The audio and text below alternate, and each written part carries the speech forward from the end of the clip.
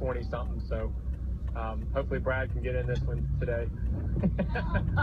Last week, real quick before I go to Geisler here, last week it was so sticky on pit road that I literally almost need to pry my foot up to get, I mean, they really went overkill on the sticky pit road, and the surface was a little sticky last week. I mean, that's one of the hardest ones to get good. This is a good pit road. You won't have as much going on out here. Over at Phoenix, the guys want to make sure they're taking care of it. It's good price, good Coke product, Claire. Thanks a lot, man. See ya. You're doing a good job, Trent. Is he doing a good job? Yeah. Travis Geisler had a competition for Penske Racing, Team Penske. I like it when people have fun in the garage just a little bit. That's what we're all about, right? We're sitting here. But the weather is not, it seems like it's getting a little cooler and not warming up. I thought by now it would burn off. How will that affect these teams trying to make decisions on the cars? Yeah, it certainly is a little different than what it's been. I think they call this the marine layer out here. I think that's a really nice way of putting it. We just say cloudy back home, but it's a lot cooler, which is nice. I think the top lane is still probably going to end up being where everybody ends up. It's kind of running against the wall, and how much risk you want to take throughout the race is really what you got to weigh out. You know, I think everybody towards the end will be there, but it's how long you want to try to run against that edge is what everybody has to decide. You know, the risk versus reward there. So it's a little different here to make, you know, kind of your tape decisions, what you want to do with your grill tape and that kind of thing. But the other part of it is I think we have 11 sets of tires here, and that puts us in about we can pit almost every 16 laps and be okay on tires. So I think that's a little bit comforting, knowing that you're going to have some time to be able to work on the car. You know, it's not like Phoenix where you have 4 stops and that's it, and you're kind of done. You've got to get your adjustments in, you know, or an Xfinity race where you may only have 2 or 3 stops. So that's something you build yourself some adjustability in for, knowing that you're going to have time to work on it, and hope that you don't have to. You know, as a competition director, I envision that while you love coming out here and racing here, it'll be great to kind of get back to some consistency closer to home, just because of the logistics of all of it. Yeah, I think the groups are so good at it now that it really doesn't feel that different to us. You know, in the last 3 weeks, we left the airport at the same exact time, flew out here. We stopped at the same airport for fuel. You know, I mean, it's like I was going to start leaving clothes in Tulsa, Oklahoma, where we stopped for fuel. So it's this thing is all about routine. Anything that requires this much stuff going on is about a routine. And as long as you can get into a routine, it's really not too bad. I think everybody knew what to line up for coming out here, and it's kind of what it is. It'd be nice to go back, you know, race on the East Coast a little bit, get on the right time zone, so I'm not waking up at 2:30 in the morning. But I think everybody's done a really great job of handling all the logistics and keeping up with the workload. And you know, there's some weary eyes Monday back at the shop when everybody's trying to get back to work, which will be a little easier once you're back home. But it's been fun to come out here and do this. It's also fun to know that we really don't have to come back out west till Sonoma. I've had calls about Ford. Some of the Ford fans would really like to see Ford accomplish some things here, and you know, the Ford fans are calling out for it. What about the Ford camp in general? Well, you know, I think that the most I can do is speak for our camp. You know, I can't speak for everybody because I don't know their story enough. But I know in our world, you know, we're okay. I don't think we're near where we want to be. That's for sure. You know, if you look at that front garage, it's kind of dominated by, you know, all but one car. You know, fortunately, Joey's second points and has been doing really well with, you know, keeping good, consistent finishes and getting the win in Daytona. But we got some work to do. You know, I think nobody really knew what this season was going to bring with the rule changes, and we didn't have a lot of off-season testing. So it's kind of get through this first round of races, which is kind of like 3 different style of tracks for us, and you'll really see what you have. And I think we all know where we stack up now. It's time to get home and get back to work. Well, I appreciate it. Thanks a lot, and I appreciate on a busy race morning you taking the time, all right? Sure, thanks, Claire. All right, Travis Geisler had a competition for Penske Racing. Passing me now is Brian Vickers' 55 car as the team pushes them out. We're just moments away from going to break and then coming back with the Sirius XM NASCAR Radio pre-race show. Fans in the garage, cooking up some breakfast, enjoying big time, just a nice race morning. I mean, if you're not a crew chief and you don't have to worry about setting up the cars, then it's a pretty big deal that we just got nice weather, nice cool weather, sweatshirt, maybe a little hoodie, and just enjoying it here as in the garage another race day is unfolding. Well, let me tell you, this race will be started by the pole sitter Kurt Busch at the front of the pack. There's been a lot of conversation about that. And we will certainly, as we roll into the race and the pre-race show today, talk about that. The NFL annual owners meetings are taking place next week in Phoenix, and Sirius XM NFL Radio, by the way, is going to be live from the desert for 3 straight days. They'll catch up with the owners, general managers, and head coaches as your favorite team gets ready for the 2015 draft. It all kicks off Monday at 3 p.m. Eastern on Sirius XM NFL Radio, Channel 88. Other things we want to talk about, there is Kevin Harvick, and then there is everyone else. Historic in scope and really putting him in a very select company. Kevin Harvick's march to the NASCAR record book continued Sunday at Phoenix, and will it continue this weekend? Putting his run in perspective, only Richard Petty eclipses Harvick's current streak in the modern era, which is really 1972 to present. As Petty amassed 6 wins and 5 runner-ups over 11 consecutive races in his 1975 championship winning season, it included a modern era record 13 victories overall. And even Kevin Harvick said, when you said the Richard Petty part, that gave me chills. We'll watch for that again today. There are others strong in the field, though, and there's also going to be a lot of celebrities here today.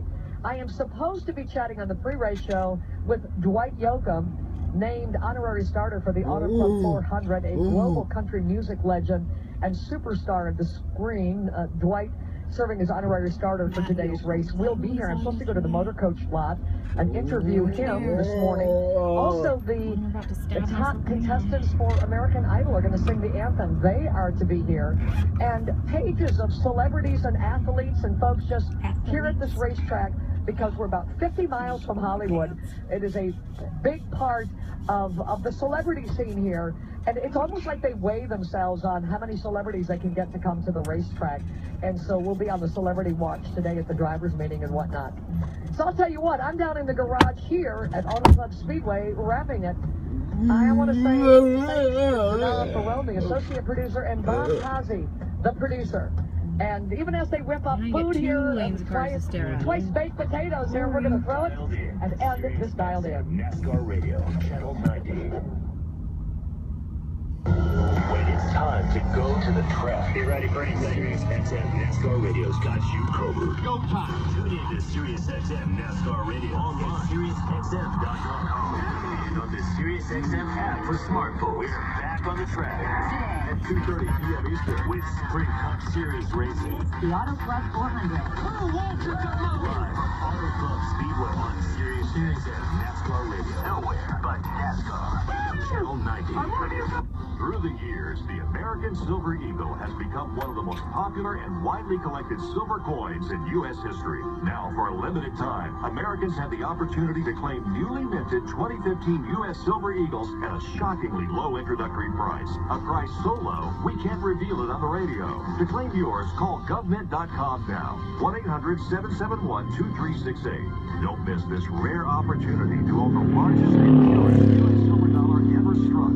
1 ounce of pure silver in brilliant, uncirculated condition. Considered one of the most beautiful coins ever minted, the Silver Eagle is the only silver coin guaranteed by the U.S. government for its weight and purity.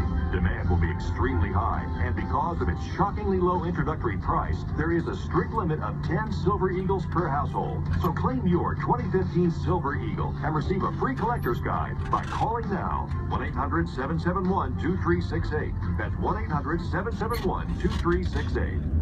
If you own a business, you know incorporating can be a smart way to protect yourself and your assets. So the question is, why haven't you incorporated your business yet? My business? It's too small. Wrong. No matter how small your business, you run the risk of losing all your personal assets, your car, your home, even your entire life savings if you're not incorporated. Incorporating is very complicated. Actually, incorporating is easy and fast. You can do it in just 10 minutes. Call now for your free guide from Incorporate.com. 1-800-957-3929. I need a lawyer to incorporate. That's really expensive. You don't need a lawyer, and we don't offer legal or financial advice. Incorporate.com is a service company whose only mission is helping people like you incorporate safely, easily, and quickly. Find out how simple it is to protect your family and personal assets by incorporating. Call now for your free guide. 1-800-957-3929. 1-800-957-3929. That's 1-800-957-3929. I firmly believe in the relationship between the driver and the crew chief is where the magic lies. Hey race fans, this is Jimmy Johnson on your home for NASCAR. Your home for NASCAR. Sirius XM NASCAR Radio, Channel 9. It wasn't sure dead radio on yet. Oh, I've always got it on. Fun, safe day, boys in the pits. Have a good, safe day. We get nice big pit boxes. 500 miles. Stay focused, communicate, talk a lot. You guys are the best team here. 10-4, baby. We're on it like blue bomb. I do your work.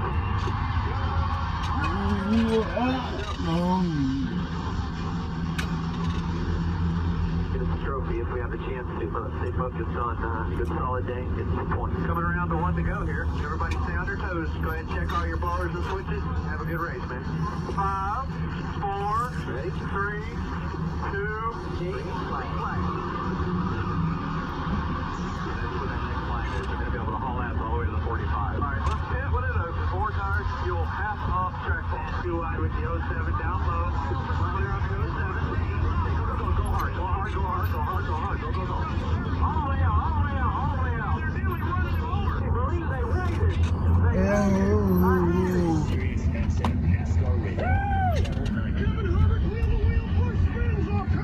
The Sirius XM NASCAR Radio pre-race show. Oh my God. Live from Auto Club Speedway. Here are your hosts, Claire Mealy and Brad Hewitt. Welcome to sunny California.